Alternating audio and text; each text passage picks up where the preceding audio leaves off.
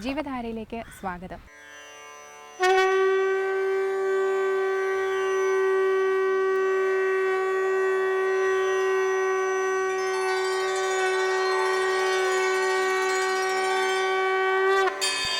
ശുഭം കരോതു കല്യാണം ആരോഗ്യം ധനസമ്പദഃ.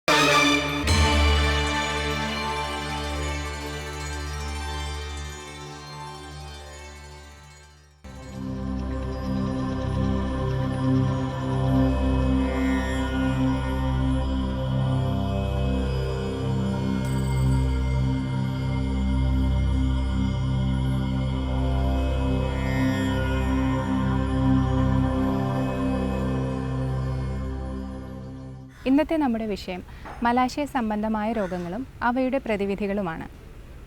സാധാരണഗതിയിൽ ഒരു മനുഷ്യന് വളരെയധികം ബുദ്ധിമുട്ടുണ്ടാക്കുന്ന ഒരു അവസരമാണ് തങ്ങളുടെ സ്വകാര്യ ഭാഗങ്ങൾ എക്സ്പോസ് ചെയ്തിട്ടുള്ള ഒരു ദേഹപരിശോധന അല്ലെങ്കിൽ അത്തരത്തിലുള്ള ഒരു ചികിത്സാ രീതികളെന്ന് പറയുന്നത്. അതുകൊണ്ട് തന്നെ ഇത്തരം രോഗമുള്ള ആൾക്കാർ സ്വയം ചികിത്സ ചെയ്യുന്ന ഒരു പ്രവണത കണ്ടുവരുന്നുണ്ട്. ഇത് വളരെയധികം അപകടകരമായ ഒരു പ്രവണതയാണ്. ആദ്യം തന്നെ കണ്ടെത്തി കഴിഞ്ഞാൽ പെട്ടെന്ന് ചികിത്സിച്ച് ഭേദമാക്കാൻ പറ്റുന്ന രോഗങ്ങളാണ് ഈ മലാശയ സംബന്ധമായ രോഗങ്ങളിൽ കൂടുതലും കണ്ടുവരുന്നത്. ആയുർവേദ ശാസ്ത്രപ്രകാരം മലാശയത്തിനെ സദ്യപ്രാണഹര മർമ്മമായിട്ടാണ് മനസ്സിലാക്കുന്നത്.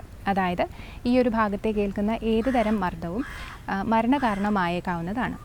ഇനി നമുക്ക് എന്തൊക്കെയാണ് മലാശയ സംബന്ധിയായ രോഗങ്ങൾ, അവയുടെ രോഗലക്ഷണങ്ങൾ, ആയുർവേദത്തിൽ എന്തൊക്കെയാണ് അതിൻ്റെ ചികിത്സകൾ എന്നതിനെപ്പറ്റി നോക്കാം. അതിലേക്ക് കടക്കുന്നതിന് മുന്നേ ചില പൊതുവായ കാരണങ്ങൾ അവയെപ്പറ്റി നോക്കാം. പ്രധാനമായും മലബന്ധമാണ് ആദ്യത്തെ കാരണമായി പറയപ്പെടുന്നത്. പിന്നീടൊന്നാണ് മന്ദാഗ്നി, അതായത് നമ്മുടെ ദഹന പ്രക്രിയയിലുണ്ടാകുന്ന അപാകതകൾ. പിന്നീട് ഇൻട്രാ അബ്ഡോമിനൽ പ്രഷർ, അതായത് വയറിനുള്ളിലെ പ്രഷർ കൂട്ടുന്ന തരത്തിലുള്ള അസുഖങ്ങളുള്ളവർ അല്ലെങ്കിൽ പ്രഗ്നൻസി മുതലായ അവസ്ഥയിൽ ഉള്ള ആൾക്കാർ, ഇവരിലൊക്കെ തന്നെ മലാശയ സംബന്ധിയായ അസുഖങ്ങൾ കൂടുതലായി കണ്ടുവരുന്നു. അതോടൊപ്പം കൃത്യമായ സമയത്ത് മലമൂത്ര വിസർജനം ചെയ്യാതെ ഇരിക്കുക, മലമൂത്ര വിസർജനാദികളെ തടുക്കുന്നത് മൂലവും അല്ലെങ്കിൽ ഒരുപാട് നേരം ടോയ്ലറ്റ് സീറ്റിലിരിക്കുന്നത് മൂലം, പിന്നീട് ഇരിപ്പിടം ശരിയല്ല, അതായത് ഒരുപാട് കഠിനമായ ഇരിപ്പിടങ്ങളിലെ സ്ഥിരമായ ഇരിപ്പ്, ഇവയൊക്കെ തന്നെ മലാശയ സംബന്ധമായ അസുഖങ്ങളിലെ പ്രധാനപ്പെട്ട കാരണങ്ങളാണ്. ഇനി നമുക്ക് ഓരോ അസുഖത്തിലേക്ക് കടക്കാം. ആദ്യമായിട്ട് അർഷസ് എന്ന് പറയുന്നത് വളരെ പരിചിതമായിട്ടുള്ള ഒരു രോഗമാണ്. ഇത് പൈൽസ് അല്ലെങ്കിൽ ഹെമറോയിഡ്സ് എന്നൊക്കെ ഇതിന് പറയാൻ പറ്റുന്നുണ്ട്. എന്താണ് അർഷസ്? നമ്മൾ ചില ആൾക്കാരുടെ കാലിലൊക്കെ കാണാറുണ്ട് വെരിക്കോസ് വെയിൻസ്. അതേപോലെ മലാശയ ഭിത്തിക്കുള്ളിലുള്ള വെയിനുകളുടെ വെരിക്കോസിറ്റിയാണ് നമ്മൾ അർഷസ് എന്ന് ചുരുക്കത്തിൽ മനസ്സിലാക്കുന്നത്. ഇത് 3 തരത്തിലുണ്ട്. ഇൻറ്റേർണൽ അഥവാ ഉള്ളിലുള്ളത്, എക്സ്റ്റേണൽ അഥവാ പുറമേക്ക് ഇറങ്ങി വരുന്നത്, ഇനി ഇൻട്രോ എക്സ്റ്റേണൽ എന്ന് പറയുന്ന 2 കൂടി മിക്സ്ഡ് ആയിട്ടുള്ള ഒരു അവസ്ഥയുമുണ്ട്. അതേപോലെ തന്നെ ബ്ലീഡിംഗ് പൈൽസ് ഉണ്ട്, നോൺ ബ്ലീഡിംഗ് പൈൽസ് ഉണ്ട്, രക്തസ്രാവം ഉള്ളതും ഇല്ലാത്തതുമായ തരത്തിലുള്ള പൈൽസ് ഉണ്ട്. അർഷസിൻ്റെ ചികിത്സ എന്ന് പറയുന്നത് ഇതിലേതാണ് എന്നുള്ളത് കണ്ടെത്തി അതിനനുസരിച്ചിട്ടാണ് നമ്മൾ ചികിത്സകൾ ചെയ്യാറ്. മലാശയത്തിൽ നിന്ന് വരുന്ന എല്ലാ രക്തസ്രാവവും അർഷസാണ് എന്ന് പൊതുവെ തെറ്റിദ്ധരിക്കപ്പെടാറുണ്ട്. എന്നാൽ അങ്ങനെയല്ല. ഇതുപോലെ രക്തസ്രാവം കാണുന്ന ഒരു അസുഖങ്ങളിൽ ഒരെണ്ണം മാത്രമാണ് അർഷസ്. ഇതിൻ്റെ രോഗലക്ഷണങ്ങൾ എന്ന് പറയുന്നത് നേരത്തെ പറഞ്ഞ പോലെ മലവിസർജന സമയത്തുണ്ടാകുന്ന രക്തസ്രാവമോ അല്ലെങ്കിൽ മലവിസർജന സമയത്ത് എന്തെങ്കിലും പുറത്തേക്ക് തള്ളി വരുന്നതോ ആയിട്ടുള്ളതാണ് 2 ലക്ഷണങ്ങൾ, പ്രധാനപ്പെട്ട 2 ലക്ഷണങ്ങൾ. മറ്റൊന്ന് എന്ന് പറയുന്നത് കാഫ് മസിൽ പെയിൻ അഥവാ കണങ്കാൽ വേദന ഉണ്ടാവാറുണ്ട്. അതേപോലെ രക്തസ്രാവമുള്ള ആൾക്കാരിലാണെങ്കിൽ വിളർച്ച മുതലായ ലക്ഷണങ്ങൾ കണ്ടെത്താറുണ്ട്.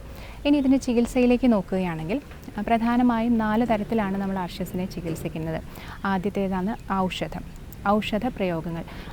തുടക്കത്തിലെയുള്ള അൺകോംപ്ലിക്കേറ്റഡ് ആയിട്ടുള്ള പൈൽസൊക്കെ ഔഷധ പ്രയോഗങ്ങൾ കൂടെ തന്നെ മാറ്റാവുന്നതാണ്. മറ്റൊന്നാണ് ശസ്ത്രപ്രയോഗം. ക്ഷാര, അഗ്നിപ്രയോഗം. ഇവ 4 അർഷസിൻ്റെ ആയുർവേദ ചികിത്സയിൽ ഉൾപ്പെടുത്തുന്നത്. അടുത്തതായി പറയാൻ പോകുന്ന രോഗമാണ് ഭാഗന്തരം അഥവാ ഫിസ്റ്റുല ഇൻ ഏനോ എന്ന് പറയുന്ന രോഗം. മലാശയത്തിൽ നിന്നും പുറമേക്കോ അല്ലാത്തതോ ആയ അബ്നോർമലായിട്ടുള്ളൊരു ട്രാക്കാണ്, അസാധാരണമായി കണ്ടുവരുന്ന ഒരു ട്രാക്കിനെയാണ് നമ്മൾ ഫിസ്റ്റുല എന്നതുകൊണ്ട് മനസ്സിലാക്കാവുന്നത്. ഇതിൻ്റെ രോഗലക്ഷണങ്ങൾ എന്ന് പറയുന്നത് ഇടവിട്ടുണ്ടാകുന്ന വിങ്ങുന്ന തരത്തിലുള്ള വേദന, അതോടൊപ്പം പഴുപ്പ് കാരണം അടിവസ്ത്രം നനയുന്ന ഒരു അവസ്ഥ, അതായത് സോയിലിംഗ് ഓഫ് ക്ലോത്ത്സ് എന്ന് പറയാം. ഇത് രണ്ടുമാണ് ഇതിൻ്റെ പ്രധാനപ്പെട്ട ലക്ഷണങ്ങൾ. ഇനി ഇതിൻ്റെ ചികിത്സയിലേക്ക് കടന്നാൽ ക്ഷാരസൂത്രമാണ് വളരെ പ്രധാനപ്പെട്ട ഒരു ചികിത്സാ രീതി. ഇത് ഒരേ സമയം നമ്മൾ മെഡിക്കേറ്റഡ് ആയിട്ടുള്ള ഒരു ത്രെഡാണ് ഈ ക്ഷാരസൂത്രം എന്ന് പറയുന്നത്. ഒരേ സമയം ആ ഒരു ട്രാക്കിനെ കട്ട് ചെയ്യുകയും ഹീല് ചെയ്യുകയുമാണ് ചെയ്യുന്നത്. ഇതിൻ്റെ പ്രയോജനം എന്ന് പറയുന്നത് റെക്കറൻസ് റേറ്റ് വളരെ കുറവായിരിക്കും ക്ഷാരസൂത്രം ഭാഗന്തരത്തിലുള്ള ക്ഷാരസൂത്ര പ്രയോഗം എന്ന് പറയുന്നത്. അടുത്തതായി കണ്ടുവരുന്ന ഒരു അസുഖമാണ് പരികർത്തിക അഥവാ ഫിഷർ ഇൻ ഏനോ എന്ന് പറയുന്നത്. ഈ എനോറെക്ടൽ ഡിസീസിലെ ഏറ്റവും വേദനാജനകമായിട്ടുള്ള ഒരു അസുഖമാണ് ഫിഷർ എന്ന് പറയുന്നത്. കട്ടിയുള്ള മലം സ്ട്രെയിൻ ചെയ്ത് പുറത്തേക്ക് വരുന്ന സമയത്ത് ഭിത്തിയിലുണ്ടാകുന്ന വിള്ളലുകളെയാണ് നമ്മൾ ഫിഷർ എന്നതുകൊണ്ട് ഉദ്ദേശിക്കുന്നത്. ഇതിൻ്റെ ലക്ഷണങ്ങൾ എന്ന് പറയുന്നത് നേരത്തെ പറഞ്ഞതുപോലെ തന്നെ മലവിസർജന സമയത്തുള്ള അതികഠിനമായ വേദന, അതേപോലെ രക്തസ്രാവം, പിന്നീട് മലം പോകുന്ന സമയത്ത് മലത്തിൽ രക്തത്തിൻ്റെ ഒരു നേർരേഖ കാണുക, ഇവയൊക്കെയാണ് അതിൻ്റെ പ്രധാനപ്പെട്ട ലക്ഷണങ്ങൾ. ഇതിൻ്റെ ചികിത്സ എന്ന് പറയുന്നത് സിറ്റ്സ് ബാത്ത് അല്ലെങ്കിൽ അവഗാഹ സ്വേദം എന്ന് പറയുന്ന ഒരു ചികിത്സ നമ്മൾ ചെയ്യാറുണ്ട്. അതേപോലെ ലോക്കൽ ആപ്ലിക്കേഷൻ, മുറിവെണ്ണ പോലെയുള്ള വേദന സംഹാരികളായി മറ്റ് ഓയിൻമെൻറ്റ്സ് ഉപയോഗിച്ചിട്ട് പുറമെ ലോക്കൽ ആപ്ലിക്കേഷനുള്ളതും ചെയ്യാറുണ്ട്. പിന്നീട് രോഗത്തിൻ്റെ തീവ്രത അനുസരിച്ചുള്ള മറ്റ് ഉള്ളിലേക്ക് കഴിക്കാനുള്ള ഔഷധ പ്രയോഗങ്ങളും നടത്തി വരുന്നു. ഇനി മറ്റൊരു അസുഖമാണ് ഗുദഭ്രംശം അഥവാ റെക്ടൽ പ്രൊലാപ്സ് എന്ന് പറയുന്നത്. നമ്മൾ യൂട്രൈൻ പ്രൊലാപ്സ് എന്നൊക്കെ കേട്ടിട്ടുണ്ട്. അതായത് അടിക്കടി ഉണ്ടാവുന്ന പ്രസവങ്ങൾ കാരണം ഗർഭാശയം പുറത്തേക്ക് തള്ളി വരുന്ന ഒരവസ്ഥയാണ് യൂട്രൈൻ പ്രൊലാപ്സ്. അതേപോലെ തന്നെ അടിക്കടി ഉണ്ടാകുന്ന വയറ്റിളക്കം അല്ലെങ്കിൽ ഈ പറയുന്ന മലബന്ധം കാരണം ഈ മലാശയം പുറത്തേക്ക് തള്ളി വരുന്ന ഒരവസ്ഥയാണ് റെക്ടൽ പ്രൊലാപ്സ് എന്ന് പറയുന്നത്. ഇത് 4 സ്റ്റേജസ് ഉണ്ട് ഇതിൽ. ആദ്യമായിട്ട് പ്രൊലാപ്സ് ഉള്ളിലുണ്ട്, പക്ഷേ പുറത്തേക്ക് വന്നിട്ടില്ല. രണ്ടാമത്തെ ഡിഗ്രി എന്ന് പറയുന്നത് സെക്കൻഡ് ഡിഗ്രി പ്രൊലാപ്സ് എന്ന് പറയുമ്പോൾ മല പ്രവർത്തന സമയത്ത് പുറത്തേക്ക് തള്ളി വരികയും തനിയെ ഉള്ളിലേക്ക് കയറിപ്പോവുകയും ചെയ്യുന്നു. മൂന്നാമത്തെ ഡിഗ്രി അതായത് തേർഡ് ഡിഗ്രി പ്രൊലാപ്സ് എന്ന് പറയുന്നത് മലപ്രവർത്തന സമയത്ത് പുറത്തേക്ക് വരികയും പേഷ്യൻ്റ് തനിയെ തിരിച്ചത് റീപൊസിഷൻ ചെയ്യുകയും ചെയ്യുന്നു. നാലാമത്തെ രീതിയാണ് കംപ്ലീറ്റ് റെക്ടൽ പ്രൊലാപ്സ് അല്ലെങ്കിൽ ഫോർത്ത് ഡിഗ്രി പ്രൊസിഡൻഷ്യ എന്ന് നമ്മൾ പറയും. ഇത് തീർച്ചയായിട്ടും മലാശയം മൊത്തമായി വെളിയിലേക്ക് വന്നിരിക്കുന്ന ഒരവസ്ഥയാണ്. ഇതിൽ മരുന്നുകൾ കൊണ്ട് പ്രയോജനമുണ്ടാവുകയില്ല. ഇതിൽ നമുക്ക് സർജിക്കൽ ഇൻഡിക്കേഷൻ തന്നെയാണ് ഉണ്ടാവുന്നത്. ആദ്യത്തെ 2 സ്റ്റേജിൽ മരുന്ന് പ്രയോഗങ്ങൾ കൊണ്ട് രോഗാനുസാരമുള്ള മരുന്ന് പ്രയോഗങ്ങളിലൂടെയും അതേപോലെ ആ ഒരു പെരിനിയൽ മസിൽസിന് സ്ട്രെങ്തൻ ചെയ്യാനുള്ള എക്സർസൈസ്, മറ്റ് ബാൻഡേജിങ് ടെക്നിക്സ് പോലെയുള്ള കാര്യങ്ങൾ, ടൈറ്റായിട്ടുള്ള ടീ ബാൻഡേജൊക്കെ കെട്ടി ആ ഒരു അസുഖത്തിനെ നമുക്ക് മാനേജ് ചെയ്യാവുന്നതാണ്. അടുത്തതായി നമ്മൾ പറയാൻ പോകുന്നത് പൈലോനൈഡൽ സൈനസ് എന്ന് പറയുന്ന ഒരു രോഗാവസ്ഥയെക്കുറിച്ചാണ്. പ്രധാനമായും ക്ലിനിക്കിൽ ഒരുപാട് കേസസ് കിട്ടുന്ന ഒരു കണ്ടീഷനാണിത് പൈലോനൈഡൽ സൈനസ്. ഇത് പ്രധാനമായും 50 വയസ്സിന് താഴെ പ്രായമുള്ള രോമവളർച്ച കൂടുതലുള്ള പുരുഷന്മാരിൽ കണ്ടുവരുന്ന ഒരു അസുഖമാണ്.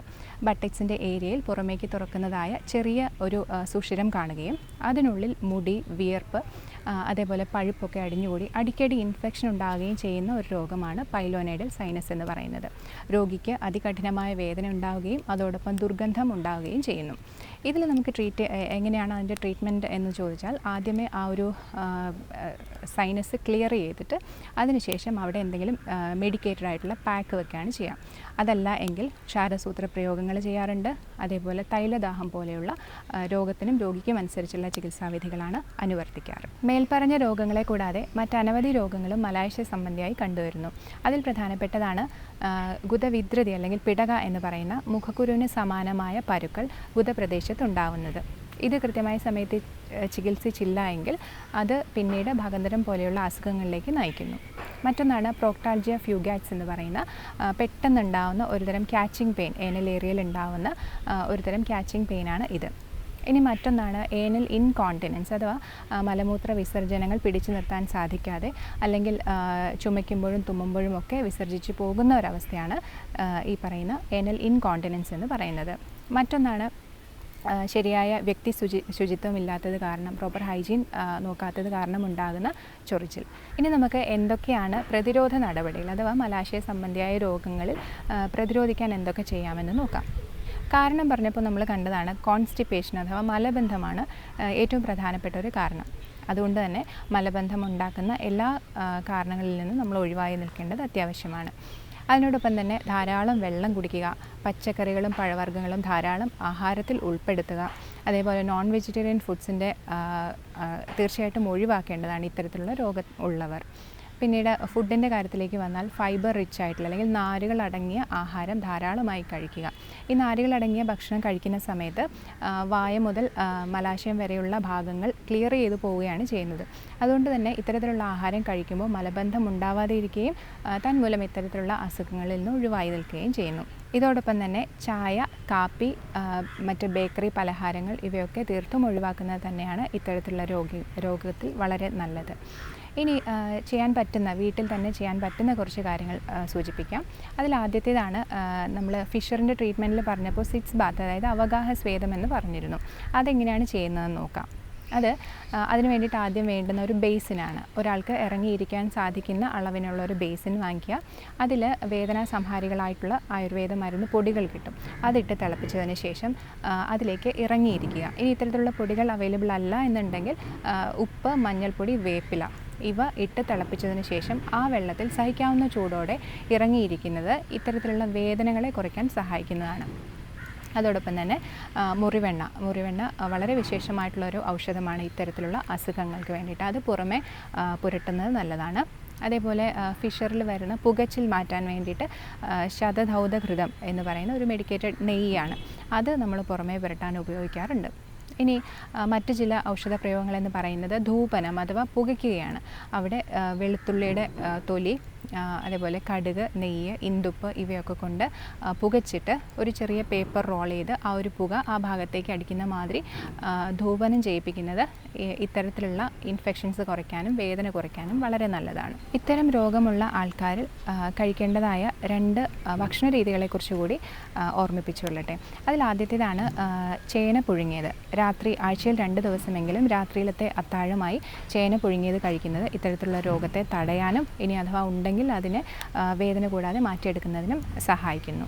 മറ്റൊന്നാണ് ചെറിയ ഉള്ളി നെയ്യിൽ വഴറ്റി കഴിക്കുന്നതും ഇത്തരത്തിലുള്ള രോഗത്തിന് ശമനമായി കണ്ടുവരുന്നു. മലാശയ സംബന്ധമായ രോഗങ്ങളിൽ പ്രധാന കാരണം എന്ന് പറയുന്നത് മലബന്ധമാണ്. അപ്പോൾ മലബന്ധത്തിനെ ഒഴിവാക്കുന്ന കാരണങ്ങൾ അല്ലെങ്കിൽ അതിൻ്റെ ചികിത്സയിലേക്ക് നമുക്കൊന്ന് നോക്കാം.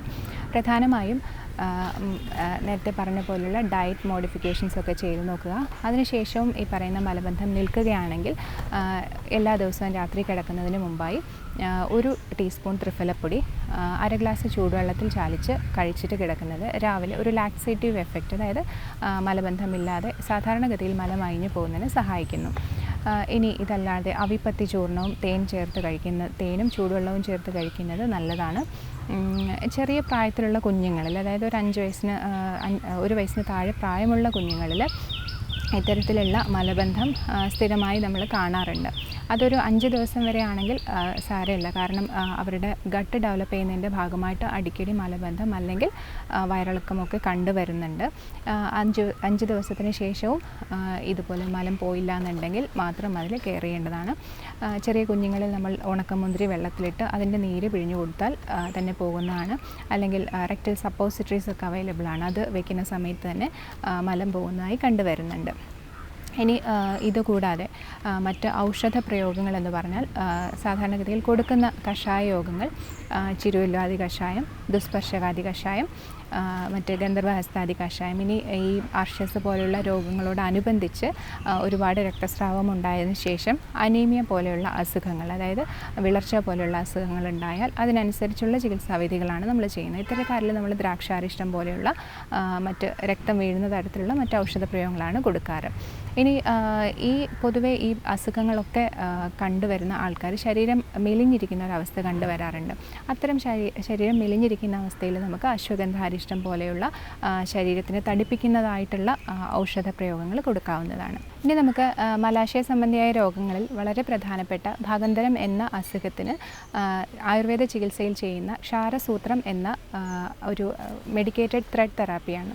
അതിനെക്കുറിച്ച് നമുക്കൊന്ന് നോക്കാം. എങ്ങനെയാണ് ആ ഒരു ക്ഷാരസൂത്രം നിർമ്മിക്കുന്നതെന്ന് നോക്കാം. ആദ്യമായി വേണ്ടത് നമ്പർ 20 ബാർബസ് ത്രെഡാണ്.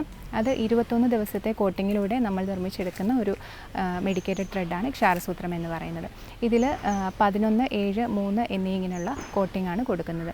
അതിലാദ്യമായിട്ട് ചെയ്യുന്നത് സ്നൂഹി ക്ഷീരം അഥവാ കള്ളിപ്പാലയുടെ കറയാണ് ഉപയോഗിക്കുന്നത്.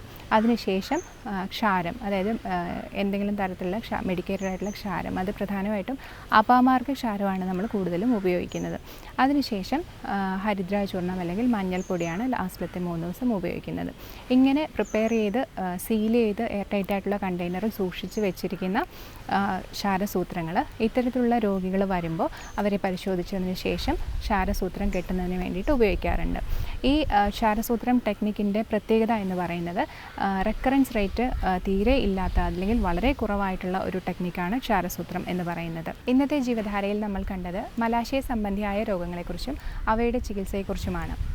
വളരെ നിസ്സാരമായ ചൊറിച്ചിൽ മുതലായ അസുഖങ്ങളിൽ നിന്ന് തുടങ്ങി റെക്ടൽ കാർസിനോമ അഥവാ ക്യാൻസർ തുടങ്ങിയ അസുഖങ്ങൾ വരെ ഉണ്ടാവുന്ന ഒരു രോഗമാണ് മലാശയത്തിൽ കണ്ടുവരുന്നത്.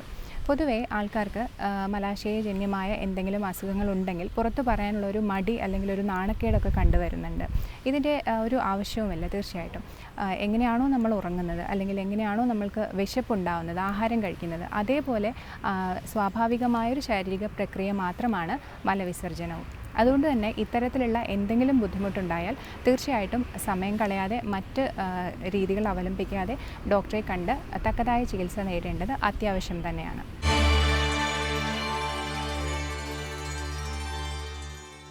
നമസ്കാരം. ഔഷധ വിചാരത്തിലേക്ക് സ്വാഗതം. ഇതിനു മുമ്പുള്ള ജീവധാരയുടെ എപ്പിസോഡുകളിൽ പല പല രോഗങ്ങളെക്കുറിച്ചും അതിൻ്റെ ചികിത്സാ രീതികളെക്കുറിച്ചും ഉപയോഗിക്കേണ്ട ഔഷധങ്ങളെപ്പറ്റിയും പ്രഗത്ഭരായ ഭിഷഗ്വരന്മാർ പറഞ്ഞു കഴിഞ്ഞു. ഇനി അതിൽ ഉപയോഗിക്കുന്ന കുറേ ഔഷധ ചെടികളെക്കുറിച്ച് ഞാൻ പരിചയപ്പെടുത്താം. ഇന്ന് ഇഞ്ചി എന്ന ചെടിയെ പറ്റിയാണ് പരിചയപ്പെടുത്തുന്നത്. ഇഞ്ചി എല്ലാവരും കണ്ടിരിക്കുന്നതാണ്. ഇഞ്ചി ഒരു വർഷത്തിൽ കൂടുതൽ ആയുസ്സുള്ളതും പുഷ്പിക്കുന്നതും നീണ്ട ഇലകളോട് കൂടിയതുമായ ഒരു ചെടിയാണ്. ഇതിൻ്റെ കാണ്ഡം അല്ലെങ്കിൽ കിഴങ്ങാണ് നമ്മൾ ഉപയോഗിക്കാറുള്ളത്. ഇതിന് എരുകിഴങ്ങ് എന്നും കൂടെ പേരുണ്ട്.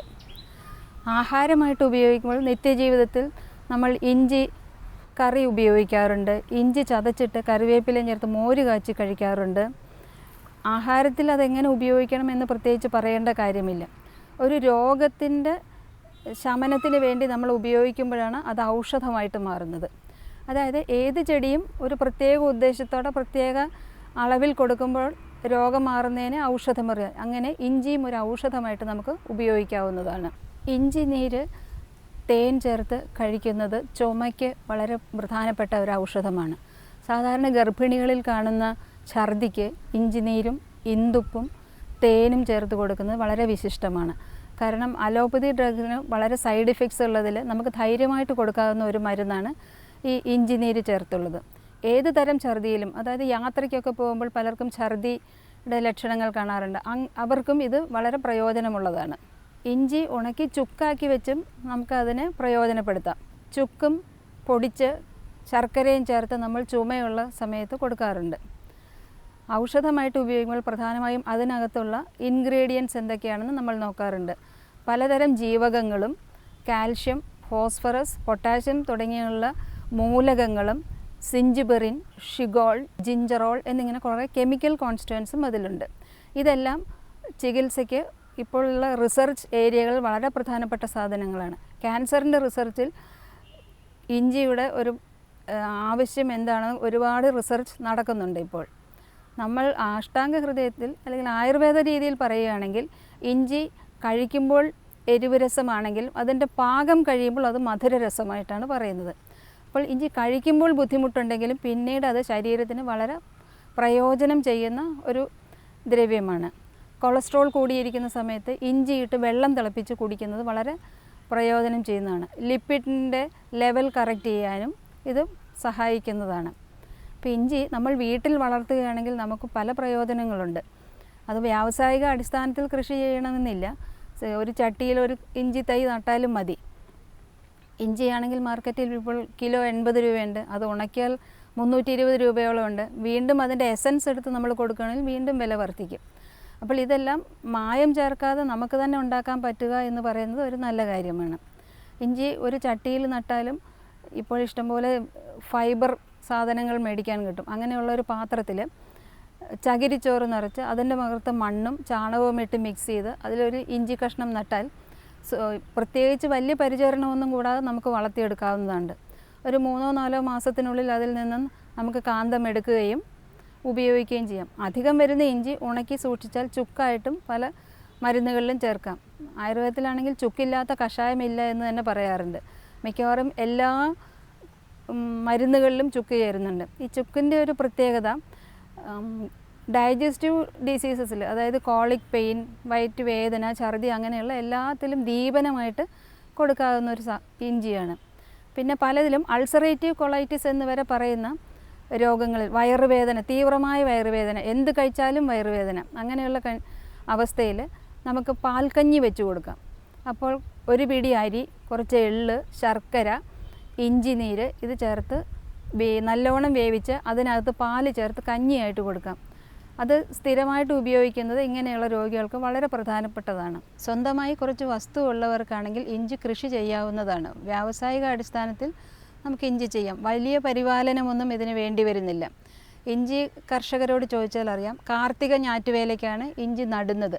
അത് കാശോളം നട്ടാൽ മതി എന്നാണ് പറയുന്നത്. ഒരു കുറച്ച് നട്ടാൽ തന്നെ നമുക്ക് ഒരുപാട് ഈൽഡ് ഉണ്ടാകുന്ന ഒരു സാധനമാണ്. പിന്നെ കർക്കിടകത്തിൽ ഒരു തോല് വയ്ക്കുക, കന്നിയിൽ തോല് വെച്ച് ധനുമാസത്തിൽ അതിൻ്റെ വിളവെടുപ്പ് നടത്താമെന്നാണ് അനുഭവസമ്പന്നരായ കർഷകർ പറയുന്നത്. അത്രയൊന്നും അവസ്ഥയിൽ പോയില്ലെങ്കിൽ നമുക്ക് വീട്ടാവശ്യങ്ങൾക്ക് ചട്ടിയിലോ ഗ്രോ ബാഗിലോ വളർത്താവുന്ന ഒരു ചെടിയാണ് ഇഞ്ചി. ഇങ്ങനെ ഇഞ്ചി നട്ട് വളർത്തുന്നതുകൊണ്ട് നമുക്ക് കാണാൻ നല്ല ഭംഗിയുള്ള ചെടിയായതുകൊണ്ട് കണ്ണിനും ആനന്ദമാണ്. ചെറിയ ചെറിയ അസുഖങ്ങൾക്ക് ഉപയോഗിക്കാൻ പറ്റുന്നതിന് കുടുംബ ബഡ്ജറ്റിനും ആനന്ദം തരുന്നതാണ്. കുടുംബത്തിൻ്റെ ആരോഗ്യം അങ്ങനെ മനസ്സിനും സന്തോഷം തരുന്ന ഒരു, സ്വന്തമായി നട്ട് വളർത്തുന്നതിൻ്റെ ആ ഒരു സംതൃപ്തി മനസ്സിനും സന്തോഷം തരുന്നു. അങ്ങനെ കുടുംബത്തിൻ്റെ ആരോഗ്യം നന്നാക്കിയെടുക്കുന്നതിൽ ഒരു പടി നമുക്കിവിടെ തുടങ്ങാം. ഇന്ന് തന്നെ ഒരു ഇഞ്ചി തൈ നട്ട് നമുക്കിത് തുടങ്ങാം.